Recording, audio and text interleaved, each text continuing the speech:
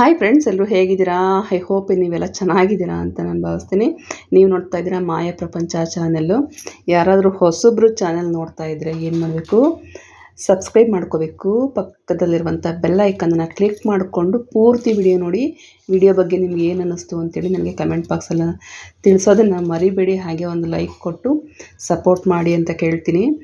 ನೆನ್ನೆ night dish ವಾಷರ್ಗೆ ಪಾತ್ರೆಗಳನ್ನು ಹಾಕಿದ್ದೆ. ಹಂಗಾಗಿ ಇವಾಗ ಬೆಳಗ್ಗೆ ನನಗೆ ತಿಂಡಿಗೆ ಅಡುಗೆಗೆ ಬೇಕಾಗಿರುವಂಥ ಪಾತ್ರೆಗಳನ್ನೆಲ್ಲ ತೆಕ್ಕೊತಾ ಇದ್ದೀನಿ ಡಿಶ್ ವಾಷರಿಂದ.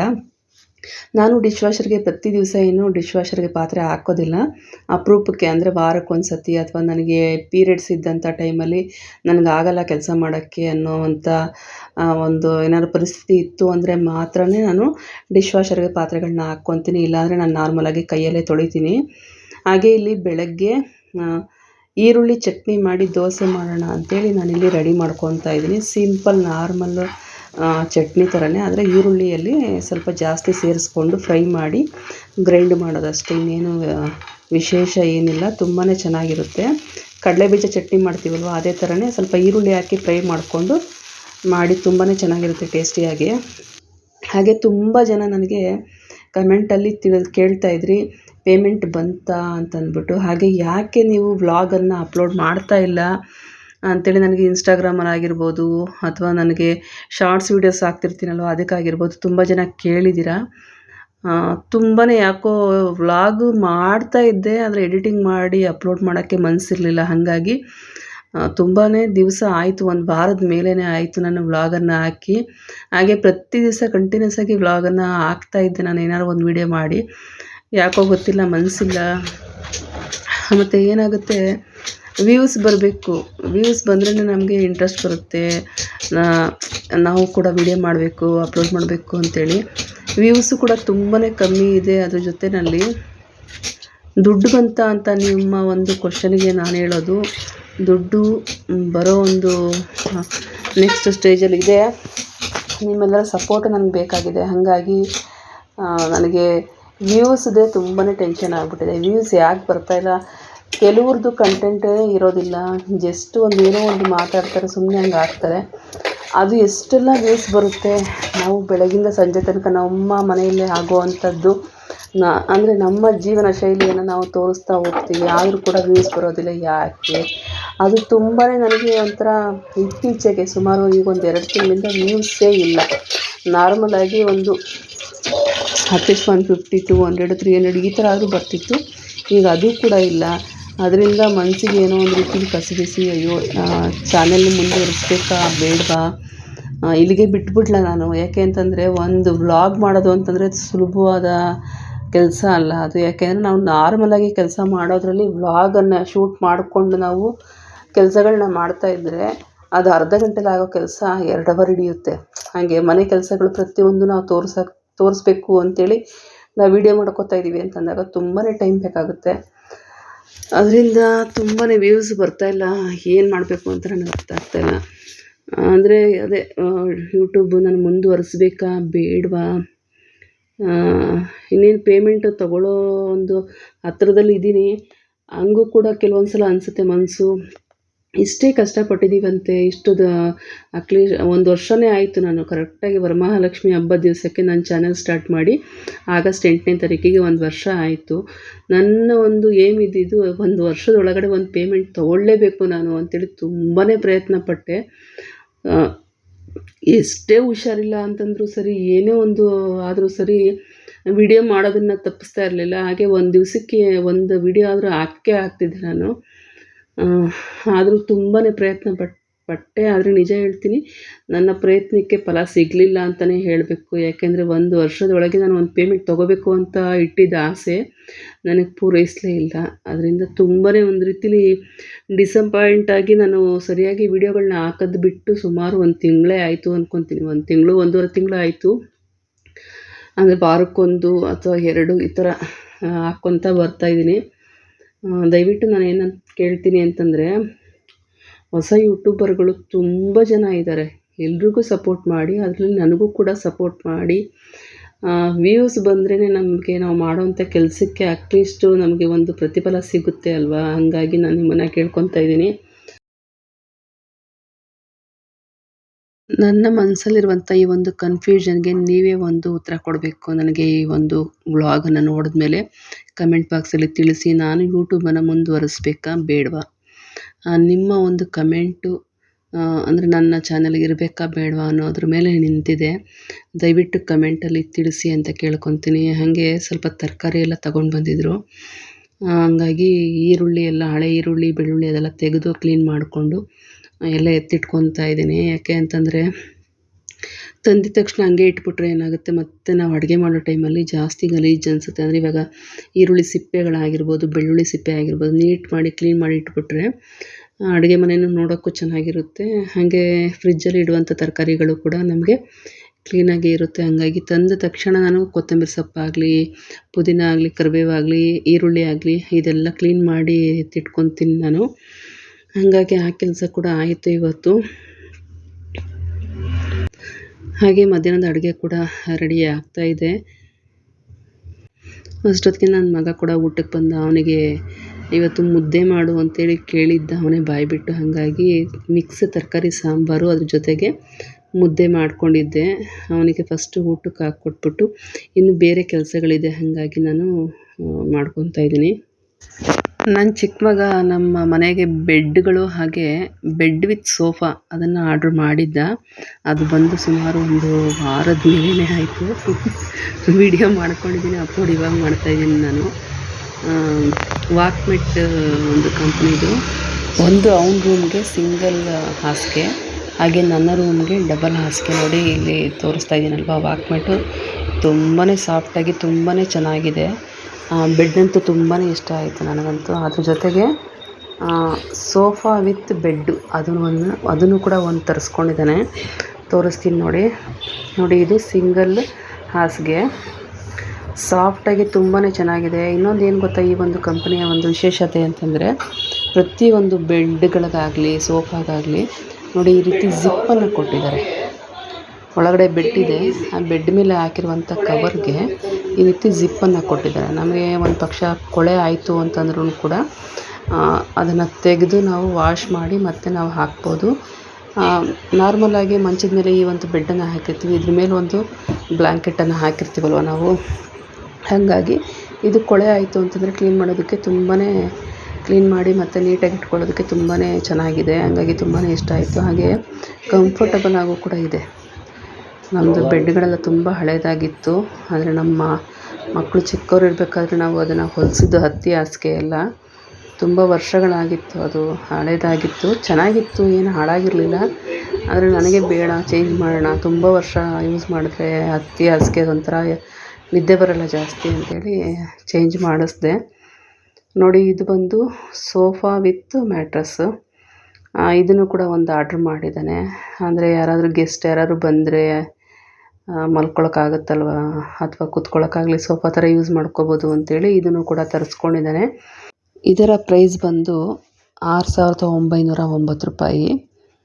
ಇದರಲ್ಲಿ ಕಮ್ಮಿ ಪ್ರೈಸ್ದು ಕೂಡ ಬರುತ್ತೆ. ಅಂದರೆ ನನ್ನ ಮಗ ಸ್ವಲ್ಪ ಚೆನ್ನಾಗಿರೋದು ಇರಲಿ ಮನೆಗೆ, ತುಂಬ ವರ್ಷ ಬಾಳಿಕೆ ಬರುತ್ತೆ ಅಂಥೇಳಿ ರೇಟಿಂಗ್ಸ್ ಎಲ್ಲ ನೋಡಿ ಇದನ್ನು ಆರ್ಡ್ರ್ ಮಾಡಿದ್ದ. ತುಂಬಾ ಕಂಫರ್ಟಬಲಾಗಿ ತುಂಬಾ ಚೆನ್ನಾಗಿದೆ. ಯಾರಾದರೂ ಜಾಸ್ತಿ ಜನ ಬಂದಾಗ ಮಲಗಲಿಕ್ಕೆ ಕೊಡೋದಕ್ಕೂ ಆಗುತ್ತೆ, ಹಾಗೆ ಸೋಫಾ ಥರನೂ ಯೂಸ್ ಮಾಡ್ಬೋದು. ಹಾಗಾಗಿ ಆರ್ಡ್ರ್ ಮಾಡ್ಕೊಂಡಿದ್ದ. ಈ ಬೆಡ್ ವಿತ್ ಸೋಫಾದ ಒಂದು ಪ್ರೈಸ್ ಬಂದು 6,909 ರೂಪಾಯಿ. ಕ್ವಾಲಿಟಿ ಅಂತೂ ಮಸ್ತಾಗಿದೆ ನೋಡಿ. ಪ್ರತಿಯೊಂದಕ್ಕೂ ಕೂಡ ಈ ರೀತಿ ಸಪ್ರೇಟು ಜಿಪ್ಪನ್ನು ಹಾಕಿದ್ದಾರೆ. ಏನಾದ್ರು ಕೊಳೆ ಆಯಿತು ಅಂತಂದರೆ ಇವಾಗ ನಾವು ಇದನ್ನೆಲ್ಲ ತೆಗೆದು ವಾಶ್ ಮಾಡಿಕೊಂಡು ಮತ್ತೆ ಹಾಕ್ಬೋದು. ತುಂಬಾ ಇಷ್ಟ ಆಯಿತು ನನಗಂತೂ ಪ್ರಾಡಕ್ಟು. ಹಾಗೆ ಸಿಂಗಲ್ ಬೆಡ್ದು ಪ್ರೈಸ್ ಬಂದು 5,585 ರೂಪಾಯಿ. ಇದು ಆನ್ಲೈನಲ್ಲಿ ಬುಕ್ ಮಾಡಿರೋವಂಥದ್ದು. ಹಾಗಾಗಿ ಈ ಒಂದು ಪ್ರೈಸ್ಗೆ ಸಿಕ್ಕಿದೆ. ಶೋರೂಮಲ್ಲಿ ಯಾವ ರೇಟ್ ಇದೆ ಏನಂತೇಳಿ ಗೊತ್ತಿಲ್ಲ ನನಗೆ. ನೋಡಿ ನನ್ನ ಚಿಕ್ಕ ಮಗನ ರೂಮಲ್ಲಿರೋದು ಇದು ಬೆಡ್ಡು ತುಂಬಾ ಹಳೆಯದು.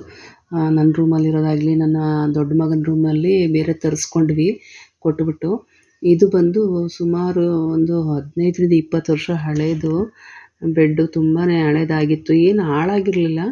ಹಳೇದಾಗಿತ್ತು ಅಂತೇಳಿ ಅಷ್ಟೇ. ಅಂದರೆ ಹತ್ತಿ ತುಂಬ ಹಳೇದಾದರೆ ಅದು ನಿದ್ದೆ ಬರಲ್ಲ ಅದ್ರ ಮೇಲೆ. ಹಾಗಾಗಿ ಈ ಹಾಸಿಗೆಗಳನ್ನು ಆಶ್ರಮದವ್ರಿಗೆ ಫೋನ್ ಮಾಡಿ ಹೇಳಿದ್ದೀನಿ ಬಂದು ತೊಗೊಂಡೋಗಿ ಅಂತ. ಅವ್ರು ತೊಗೊಂಡೋಗೋ ತನಕನೂ ಹಿಂಗಿರಲಿ ಅಂತೇಳಿ ಇದ್ರ ಮೇಲೆ ಹಾಕಿದ್ದೀನಿ ಅಷ್ಟೇ.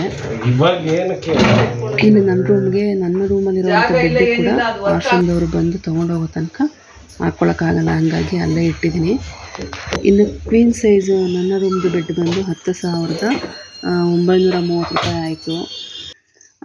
ಅದೆಲ್ಲ ಕೆಲಸ ಮುಗಿಸ್ಕೊಂಡು ಇಲ್ಲಿ ಅಡುಗೆ ಮನೆಯಲ್ಲಿ ತುಂಬಾ ಒಂಥರ ಇಕ್ಕಟ್ಟು ಅನ್ನಿಸ್ತಾ ಇತ್ತು. ಆಲ್ರೆಡಿ ಮುಂಚೆನೇ ಸ್ವಲ್ಪ ಅಡುಗೆ ಮನೆ ಚಿಕ್ಕದು ನಮ್ಮದು, ಅಂಥದ್ರಲ್ಲಿ ತುಂಬಾ ಐಟಮ್ಸ್ ಆಗಿಬಿಟ್ಟಿದೆ. ಹಾಗಾಗಿ ಓವನ್ ಬೇರೆ ವರ್ಕ್ ಆಗ್ತಾ ಇರಲಿಲ್ಲ. ಹೇಳಿ ಸಾಕಾಯಿತು ರೆಡಿ ಮಾಡಿಸಿ ಅಂಥೇಳಿ. ಅವರು ರೆಡಿ ಮಾಡಿಸ್ಲೇ ಇಲ್ಲ. ಹಾಗಾಗಿ ಅದನ್ನು ತೆಗೆದು ಬಿಡೋಣ ಅಂಥೇಳಿ ಅದನ್ನು ಕೂಡ ಈಗ ತೆಗೆದು ಸ್ವಲ್ಪ ಅಡುಗೆ ಮನೇನ ನೀಟಾಗಿ ಅರೇಂಜ್ ಮಾಡ್ಕೊತಾ ಇದ್ದೀನಿ. ತುಂಬಾ ಇಕ್ಕಟ್ಟಾಯಿತು ಅಂತಂದರೆ ಫ್ರೀಯಾಗಿ ಏನೂ ಕೆಲಸ ಮಾಡೋಕ್ಕಾಗೋದಿಲ್ಲ. ಹಾಗಾಗಿ ಕೆಲವೊಂದು ಚೇಂಜಸನ್ನು ಮಾಡಿಕೊಂಡೆ. ಹಾಗೆ ಮಿಕ್ಸಿ ಇಟ್ಟಿರೋ ಜಾಗದಲ್ಲಿ, ಹಾಗೆ ಮಿಕ್ಸಿ ಇಟ್ಟಿರುವಂಥ ಪಕ್ಕದಲ್ಲಿರುವಂಥ ಗೋಡೆಯಲ್ಲಿರುವ ಟೈಲ್ಸು ಕೂಡ ಸ್ವಲ್ಪ ಈ ಸಿಡ್ದು ಎಲ್ಲ ಗಲೀಜಾಗಿತ್ತು. ಅದನ್ನು ಕೂಡ ಎಲ್ಲ ಕ್ಲೀನ್ ಮಾಡ್ಕೊಳ್ಳೋಣ ಅಂಥೇಳಿ ಮಾಡ್ತಾಯಿದ್ದೀನಿ. ಹಾಗೆ ಇಲ್ಲಿ ಸ್ವಿಚ್ ಬೋರ್ಡ್ಗಳು ನಾವು ನಾರ್ಮಲಾಗಿ ಅಡುಗೆ ಮಾಡುವಾಗ ಮುಟ್ತೀವಿ ಅಥವಾ ಹೊರಗಡೆಯಿಂದ ಬಂದು ಅದೇ ಕೈಯಲ್ಲಿ ಮುಟ್ತಾರೆ. ಅದು ಬೇಗನೆ ಬಿಳಿಯಾಗಿರುವಂಥ ಸ್ವಿಚ್ ಬೋರ್ಡ್ಗಳೆಲ್ಲ ಕಪ್ಪಾಗಿ ಒಂಥರ ಕಲೆಗಳಾಗ್ಬಿಡುತ್ತೆ. ಅದನ್ನು ಸುಲಭವಾಗಿ ನಾನಿವತ್ತು ಒಂದು ಟ್ರಿಕ್ಕನ್ನು ಬಳಸಿ ಕ್ಲೀನ್ ಮಾಡಿಕೊಂಡೆ. ಅದನ್ನು ನಿಮ್ಮ ಜೊತೆಗೂ ಕೂಡ ಶೇರ್ ಮಾಡ್ಕೊತೀನಿ. ನೋಡು, ಇದೇನೆ ಪಾತ್ರೆ ತೊಳೆಯೋಕ್ಕೆ ಒಂದು ಮ್ಯಾಜಿಕ್ ಸ್ಕ್ರಬ್ಬರ್ ಅಂತ ಬಂದಿದೆಯಲ್ಲ, ಈಗ ಆನ್ಲೈನಲ್ಲೆಲ್ಲ ತರಿಸ್ಕೊತಾ ಇದ್ದೀರಾ ನೋಡಿ. ಅದು ಎಲ್ಲರೂ ಮನೇಲಿ ಇರುತ್ತೆ ಅಲ್ವಾ. ಯೂಸ್ ಮಾಡದೇ ಇರೋವಂಥದ್ದು, ಅಂದರೆ ನೀರು ಆಗದೇ ಇರೋವಂಥ ಹೊಸ ಸ್ಕ್ರಬ್ಬರ್ನ ತಗೊಂಡು ಆ ಸ್ಕ್ರಬ್ಬರಿಂದ ಈ ರೀತಿ ನೀಟಾಗಿ ಸ್ವಿಚ್ ಬೋರ್ಡ್ಗಳ ಮೇಲೆ ನೀಟಾಗಿ ಈ ರೀತಿ ರಬ್ ಮಾಡಿ, ನಿಜ ಹೇಳ್ತೀನಿ ಎಷ್ಟು ಕ್ಲೀನ್ ಆಯಿತು ಅಂತಂದರೆ ಹೊಸ ಸ್ವಿಚ್ ಬೋರ್ಡ್ ಆದಂಗೆ ಆಯಿತು. ಅಷ್ಟು ಕ್ಲೀನ್ ಆಯಿತು, ಶೈನ್ ಬಂತು. ನೀವು ಕೂಡ ಒಂದು ಸರ್ತಿ ಟ್ರೈ ಮಾಡಿ. ತುಂಬಾ ಸಿಂಪಲಾಗಿ ತುಂಬಾ ಈಸಿಯಾಗಿ ಕ್ಲೀನ್ ಮಾಡಿಕೊಂಡೆ. ನಾರ್ಮಲಾಗಿ ಇದಕ್ಕೆ ತೇವ ಮಾಡಿ ಬಟ್ಟೆಯನ್ನು ನಾವು ಒರೆಸೋಕ್ಕಾಗೋದಿಲ್ಲ, ಯಾಕೆಂದರೆ ಕರೆಂಟ್ ಅಲ್ವಾ. ಹಾಗಾಗಿ ನೋಡಿ, ಇಲ್ಲೂ ಅಷ್ಟೇ ಹಾಲಲ್ಲಿ ಇದ್ದಿದ್ದು ಸ್ವಿಚ್ ಬೋರ್ಡು ಅಷ್ಟೇ ತುಂಬಾ ಕೊಳೆ ಆಗಿತ್ತು. ಇದನ್ನು ಕೂಡ ಅದೇ ರೀತಿ ಕ್ಲೀನ್ ಮಾಡಿಕೊಂಡೆ. ಎಷ್ಟು ನೀಟಾಗಿ ಕ್ಲೀನ್ ಆಯಿತು.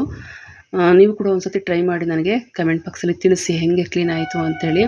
ಸ್ಕ್ರಬ್ಬರ್ ಇವಾಗ ಆಲ್ಮೋಸ್ಟ್ ಎಲ್ಲರೂ ಮನೇಲೂ ಇದೆ ಅಲ್ವಾ. ಈ ಒಂದು ಮ್ಯಾಜಿಕ್ ಸ್ಕ್ರಬ್ಬರು ಎಲ್ಲರೂ ತೊಗೊಂಡಿರ್ತೀರ, ಹಾಗಾಗಿ ಹೇಳ್ತಾ ಇದ್ದೀನಿ. ಹಾಗೆ ಯಾಕೋ ತುಂಬಾ ನೆಗೆಟಿವಿಟಿ, ಅಂದರೆ ನಾವು ಅದೇ ಪೇಮೆಂಟ್ ವಿಚಾರ ಹೇಳಿದ್ನಲ್ಲ ನಿಮಗೆ, ಪೇಮೆಂಟು ಬರುತ್ತೋ ಇಲ್ಲವೋ, ಯೂಟ್ಯೂಬ್ ಮಾಡಬೇಕಾ ಬೇಡವಾ, ಇದೇ ಒಂದು ಗೊಂದಲ, ಏನಂತ ನೆಗೆಟಿವಿಟಿ ಜಾಸ್ತಿ ಆಗಿಬಿಟ್ಟಿತ್ತು ಮೈಂಡಲ್ಲಿ. ಹಾಗಾಗಿ ಸ್ವಲ್ಪ ನೀರಿಗೆ ಉಪ್ಪನ್ನು ಹಾಕಿ ಕಾಲನ್ನು ಇಡ್ತಾಯಿದ್ದೀನಿ ಸ್ವಲ್ಪ ಹೊತ್ತು. ಈ ರೀತಿ ನಮಗೆ ತುಂಬ ಅಂದರೆ ನೆಗೆಟಿವ್ ಥಿಂಕಿಂಗ್ ಆಗಿರ್ಬೋದು, ನೆಗೆಟಿವಿಟಿ ಯೋಚನೆಗಳಾಗಿರ್ಬೋದು, ಇದೆಲ್ಲ ಬಂದಾಗ ನಮಗೇನನ್ಸುತ್ತೆ ಅದರಿಂದ ಹೊರಗಡೆ ಬರೋದಕ್ಕೆ ಇದನ್ನು ಫಾಲೋ ಮಾಡ್ತಾಯಿರ್ತೀನಿ. ಹಾಗಾಗಿ ಇವತ್ತು ಕೂಡ ಮಾಡ್ಕೊತಾ ಇದ್ದೀನಿ. ಏನಿಲ್ಲ, ಸ್ವಲ್ಪ ನೀರಿಗೆ, ಬೆಚ್ಚಗಿರೋ ನೀರಿಗೆ ಸ್ವಲ್ಪ ಉಪ್ಪನ್ನು ಹಾಕಿ ನಮ್ಮ ಕಾಲು ಪಾದ ಮುಳುಗೋ ತನಕ ಇರಬೇಕು. ಹಾಕಿ ಒಂದು ಅರ್ಧ ಗಂಟೆ ಆರಾಮ್ಸೆ ಸ್ವಲ್ಪ ರಿಲ್ಯಾಕ್ಸ್ ಮಾಡ್ಕೋಬೇಕು. ಆಗ ನಮ್ಮ ಒಂದು ಮೈಂಡಲ್ಲಿ ಏನಿರುತ್ತೆ ನೆಗೆಟಿವಿಟಿ ಆಗಿರ್ಬೋದು ಅದೆಲ್ಲ ಒಂದು ಉಪ್ಪು ನೀರು ಏನಾಗುತ್ತೆ ಅದನ್ನು ತೆಗೆದು ಹಾಕುತ್ತೆ ಅನ್ನೋದು ನಂಬಿಕೆ. ನಾನು ತುಂಬ ವರ್ಷಗಳಿಂದ ಮಾಡ್ಕೊಂಬರ್ತಾಯಿದ್ದೀನಿ. ನೀವು ಕೂಡ ಮಾಡಿ ಟ್ರೈ ಮಾಡಿ ಅದನ್ನು ಅಂತ ಹೇಳ್ತೀನಿ. ಹಾಗೆ ಉಪ್ಪು ಅನ್ನೋದು ತುಂಬಾ ನೆಗೆಟಿವಿಟಿ ತೆಗೆಯೋದಕ್ಕೆ ತುಂಬಾ ಉಪಯೋಗಿಸ್ತೀವಲ್ವ ನಾವು. ಮಕ್ಕಳ ದೃಷ್ಟಿ ತೆಗೆಯೋದಕ್ಕಾಗಿರ್ಬೋದು, ಹಾಗೆ ಮನೆ ಒರೆಸೋ ಟೈಮಲ್ಲಿ ನೀರಿಗೆ ಉಪ್ಪನ್ನು ಹಾಕಿ ಮನೆ ಒರೆಸ್ತಾರೆ. ಯಾಕೆ ಅಂತಂದರೆ ನಾವು ಮನೆ ಹೊರಗಡೆ ಓಡಾಡಿರ್ತೀವಿ, ಅಂದರೆ ಹೊರಗಡೆ ಎಲ್ಲಾದರೂ ಹೊರಗಡೆ ಓಡಾಡಬೇಕಾದ್ರೆ ನಮಗೆ ಗೊತ್ತಿಲ್ಲದೇನೋ ಏನಾದರೂ ತುಳಿದಿರ್ತೀವಿ, ಅಂದರೆ ನಿಂಬೆಹಣ್ಣು ಇಂಥದ್ದೆಲ್ಲ ತುಳಿದಿರ್ತೀವಲ್ವ. ಅದೆಲ್ಲ ಯಾವುದೇ ರೀತಿಯಲ್ಲೂ ನಮಗೆ ಮನೆಗೆ ಅದು ಎಫೆಕ್ಟ್ ಆಗಬಾರ್ದು ಅನ್ನೋ ಉದ್ದೇಶಕ್ಕೆ ಮನೆ ಒರೆಸೋ ಟೈಮಲ್ಲಿ ನಾವು ಈ ರೀತಿ ಉಪ್ಪನ್ನು ಹಾಕಿ ಮನೆ ಒರೆಸ್ಕೊಂಡು ಕ್ಲೀನ್ ಮಾಡೋದ್ರಿಂದ ನೆಗೆಟಿವಿಟಿ ಏನೇ ಇದ್ದರೂ ಕೂಡ ಅದು ಈಸಿಯಾಗಿ ಹೋಗುತ್ತೆ ಅಂಥೇಳಿ ಒಂದು ನಂಬಿಕೆ. ಆ ನಂಬಿಕೆ ಅದು ನಿಜ ಕೂಡ. ನಾನಂತೂ ತುಂಬ ವರ್ಷಗಳಿಂದ ಇದನ್ನು ಮಾಡ್ತಾ ಬಂದಿದ್ದೀನಿ. ನೀವು ಕೂಡ ಯಾರೆಲ್ಲ ಮಾಡ್ತೀರಾ ಅವರು ಹೌದು ನಿಜನಾ ಇದು ಅಂಥೇಳಿ ಕಮೆಂಟ್ ಮಾಡಿ ತಿಳಿಸಿ. ಹಾಗೆ ಹೊರಗಡೆ ಕೂಡ ಕ್ಲೀನ್ ಮಾಡಿಕೊಂಡೆ. ನಮ್ಮದು ಡೂಪ್ಲೆಕ್ಸ್ ಮೇಲೆ ಸೆಕೆಂಡ್ ಫ್ಲೋರ್ ಆಗಿರೋದ್ರಿಂದ ಯಾವಾಗಲೂ ನೀರು ಹಾಕಿ ತೊಳೆಯೋಕ್ಕೆಲ್ಲ ಆಗಲ್ಲ. ಅಂದರೆ ಕೆಳಗಡೆ ಮನೆಗೆಲ್ಲ ಹೊಟ್ಟೋಗುತ್ತೆ ನೀರು ಮೆಟ್ಲಿಂದ ಅಂಥೇಳಿ ಜಸ್ಟ್ ಹಿಂಗೆ ನಾನು ಮಾಪ್ ಮಾಡ್ಕೊತೀನಿ ಅಷ್ಟೇ. ಟೈಲ್ಸ್ ಅಲ್ವ, ಏನು ಜಾಸ್ತಿ ಗಲೀಜು ಆಗೋದಿಲ್ಲ. ನಾರ್ಮಲಾಗಿ ಬಾಗಿಲು ತೊಳೆದು ಮನೆ ಮುಂದೆ ಟೈಲ್ಸ್ ಎಲ್ಲ ಹಿಂಗೆ ನೆಲ ಒರೆಸ್ಕೊಳ್ತೀನಿ ಅಷ್ಟೇ. ತಿಂಗಳಿಗೊಂದು ಸತಿ ಮೆಟ್ಲನ್ನು ನೀಟಾಗಿ ತೊಳ್ಕೊತೀವಿ. ಯಾವಾಗಲೂ ನೀರು ಹಾಕಿ ತೊಳೆಯೋಕ್ಕೆ ಹೋಗಲ್ಲ, ಮೆಟ್ಲುಗಳನ್ನ ಕ್ಲೀನಾಗೇ ಇರುತ್ತೆ. ಹಾಗಾಗಿ ನೋಡಿ ಮನೆಯೆಲ್ಲ ಕ್ಲೀನ್ ಆದಮೇಲೆ ಈ ರೀತಿ ಕಾಣುತ್ತೆ ನೀಟಾಗಿ. ಈ ಮನೆ ಒಂದು ನೀಟಾಗಿ ಕೆಲಸ ಮುಗೀತು ಅಂತಂದರೆ ನನಗೆ ಒಂದು 99% ಕೆಲಸ ಮುಗ್ದಂಗೆ. ಯಾಕೆಂತಂದರೆ ಒಬ್ಬರೇ ಎಲ್ಲ ಕೆಲಸ ಮಾಡಬೇಕಲ್ವ, ಒಂಥರ ಹಿಂಸೆ ಆಗಿಬಿಡುತ್ತೆ ಅದು ಕೆಲಸ. ಪ್ರತಿ ದಿವಸ ಅದೇ ಕೆಲಸ ಮಾಡಿ ಮಾಡಿ ಮಾಡಿ ಏನೋ ಒಂದು ರೀತಿಲಿ ಮನಸ್ಸು ಅಯ್ಯಪ್ಪ ಯಾವಾಗಲೂ ಇದೇ ಕೆಲಸ ಮಾಡಬೇಕಾ ಅನ್ನೋ ಥರ ಬಂದ್ಬಿಡುತ್ತೆ ಮನಸ್ಸಿಗೆ. ಹಾಗೆ ಇವತ್ತು ಸಂಜೆ ನನ್ನ ಫ್ರೆಂಡ್ ಮನೆಗೆ ಹೋಗಬೇಕು. ನನ್ನ ಫ್ರೆಂಡ್ ತಂಗಿ ಮೆಹಂದಿ ಹಾಕೋದನ್ನು ಕಲ್ತ್ಕೊಂಡಿದ್ದಾಳೆ. ಹಾಕ್ಕೊಡ್ತೀನಿ ಇವತ್ತು, ಅಂದರೆ ಟ್ರಯಲ್ಗೋಸ್ಕರ. ಅವ್ರು ಕಲ್ತಿರೋದನ್ನ ಮತ್ತೆ ಮತ್ತೆ ಹಾಕಿ ಅಭ್ಯಾಸ ಮಾಡ್ಕೋಬೇಕಲ್ಲ. ಹಾಗಾಗಿ ಮೆಹಂದಿ ಹಾಕ್ತೀನಿ, ಸಂಜೆ ಬನ್ನಿ ಅಂತ ಹೇಳಿದ್ದಾರೆ. ಹಂಗಾಗಿ ಎಲ್ಲ ಕೆಲಸ ಮುಗಿಸ್ಕೊತಾ ಇದ್ದೀನಿ ಬೇಗ ಬೇಗ. ಹಾಗೆ ಇಲ್ಲಿ ನಾನು ತಯಾರಿಸಿರುವಂಥ ಎಣ್ಣೆ, ಹೇರ್ ಆಯಿಲ್, ಅದನ್ನು ಈಗ ಹೇರ್ಗೆ ಹಾಕಿ ಸ್ವಲ್ಪ ಹೊತ್ತು ಮಸಾಜ್ ಮಾಡಿ ಅದಾದಮೇಲೆ ನಾನು ತಲೆಗೆ ಸ್ನಾನ ಮಾಡಬೇಕು. ಈ ರೀತಿ ಒಂದು ಬಾಟಲನ್ನು ಇಟ್ಕೊಂಡಿದ್ದೀನಿ, ಇವಾಗ ತೋರಿಸಿದ್ನಲ್ಲ ಅದು ಯಾಕೆ ಅಂತಂದರೆ ನಮ್ಮ ಕೂದಲಿನ ಬುಡಕ್ಕೆ ನೀಟಾಗಿ ನಾವು ಹೇರನ್ನು ಅಪ್ಲೈ ಮಾಡೋದಕ್ಕೆ ತುಂಬಾ ಸಹಾಯ ಮಾಡುತ್ತೆ. ಹಂಗಾಗಿ ನಾನು ಇವತ್ತು ಈ ಥರ ಒಂದು ಬಾಟಲನ್ನು ತರಿಸಿಟ್ಕೊಂಡಿದ್ದೀನಿ. ಇದು ಆನ್ಲೈನಲ್ಲಿ ಸಿಗುತ್ತೆ, ಹಾಗೆ ಡಿಮಾರ್ಟಲ್ಲೆಲ್ಲ ಸಿಗುತ್ತೆ. ಇದರಲ್ಲಿ ಆಯಿಲನ್ನು ಅಪ್ಲೈ ಮಾಡೋದ್ರಿಂದ ನಮ್ಮ ಬುಡಕ್ಕೆ ನೀಟಾಗಿ ಸುಲಭವಾಗಿ ನಾವು ಎಣ್ಣೆಯನ್ನು ಹಾಕ್ಬೋದು. ಹಾಗಾಗಿ ನಾನು ಯಾವಾಗಲೂ ಇದರಲ್ಲೇ ಆಯಿಲನ್ನು ಹಾಕುವಂಥದ್ದು ತಲೆಗೆ.